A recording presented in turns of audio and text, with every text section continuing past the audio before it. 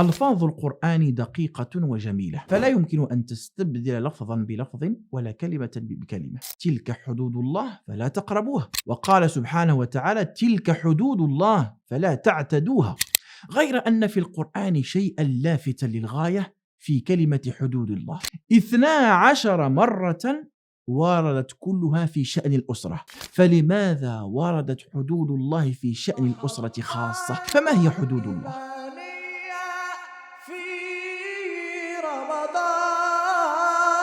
في رمضان أعوذ بالله السميع العليم من الشيطان الرجيم. بسم الله الرحمن الرحيم. الحمد لله رب العالمين، وصلى الله وسلم وبارك على سيدنا محمد وعلى آله وصحبه أجمعين. أما بعد، أيها الإخوة الكرام، السلام عليكم ورحمة الله تعالى وبركاته.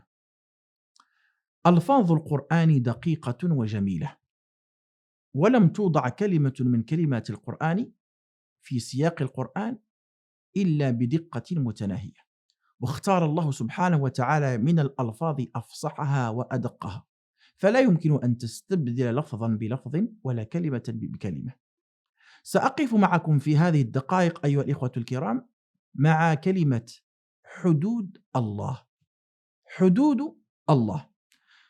طبعا أمرنا رسول الله صلى الله عليه وسلم، وأمرنا القرآن كذلك، بأن لا نتعدى حدود الله. فقال ربنا سبحانه وتعالى: تلك حدود الله فلا تقربوها. وقال سبحانه وتعالى: تلك حدود الله فلا تعتدوها.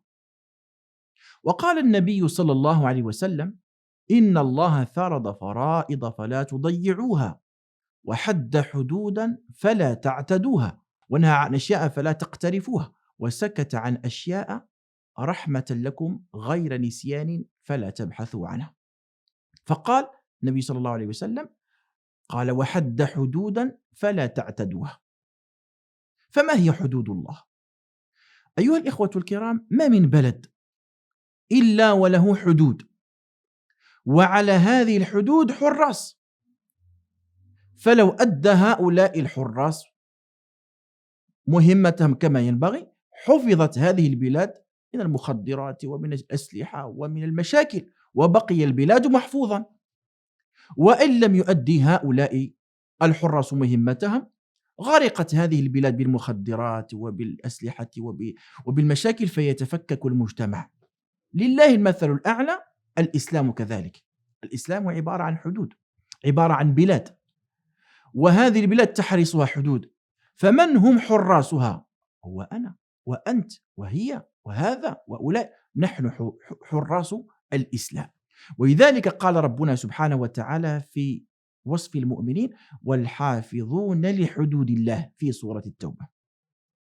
غير أن في القرآن شيئا لافتا للغاية في كلمة حدود الله. حدود الله ما هي؟ هي نواهيه ومحارمه التي أمرنا الله بعدم مجاوزتها. لكن عند التدقيق نجد أمرا. ما هو هذا الأمر؟ حدود الله وردت في القرآن الكريم 14 مرة. 14 مرة. لا تعتدوها، ومن يتعدى حدود الله فلا تقربوها. حدود الله التي هي نواهيه ومحرماته وردت 14 مرة. 12 مرة وردت كلها في شأن الأسرة، ومرتان بصفة عامة. مرتان بصفة عامة. و12 مرة في شأن الأسرة فقط، كما في البقرة قال تعالى: ولا تباشروهن وأنتم عاكفون في المساجد، تلك حدود الله فلا تعتدوها، فلا تقربوها.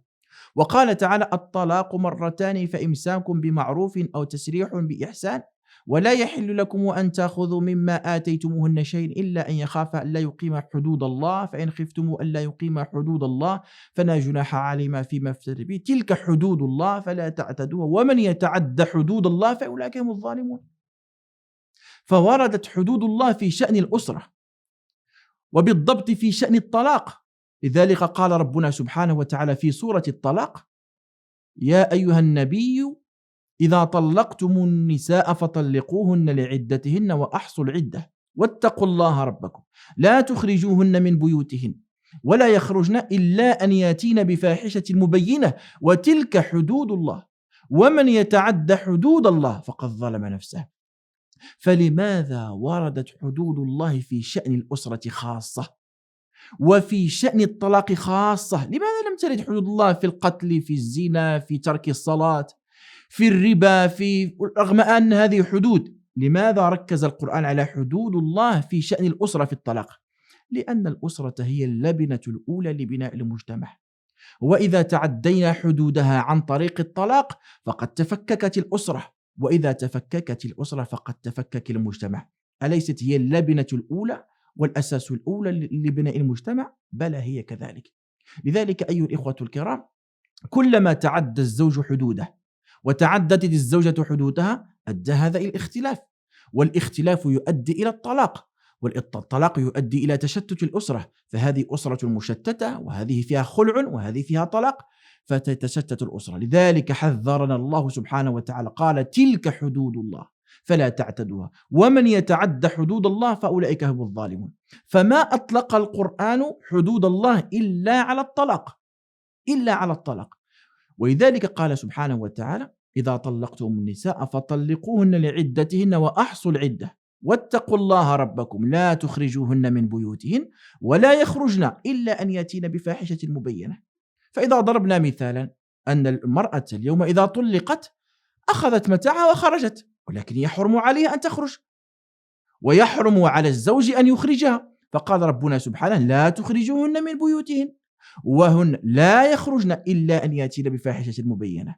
لماذا؟ لأن هذا يؤدي إلى التفكك الأسري، إلى تفكك الأسرة، وبالتالي إلى تفكك المجتمع. هذا الأمر أيها الإخوة الكرام الذي ركز عليه القرآن وجعل له كلمة تتردد في موضع واحد: حدود الله. فإذا سمعت حدود الله وعدم تعديها وعدم قربانها فإنه ذلك في الطلاق، فإنه ذلك في الأسرة. فليحذر الإنسان من تعدي حدود الله. وكما نرى أيها الإخوة الكرام أن نسبة الطلاق وصلت إلى 70% و65% حتى تفكك المجتمع، وإذا أضفنا إليها الخلع وصلنا إلى كارثة مجتمعية. كل ذلك بماذا؟ بتعدي حدود الله التي رسمها في الحفاظ على الأسرة. أسأل الله سبحانه وتعالى لي ولكم التوفيق، والله ولي ذلك، والسلام عليكم ورحمة الله وبركاته. في رمضان في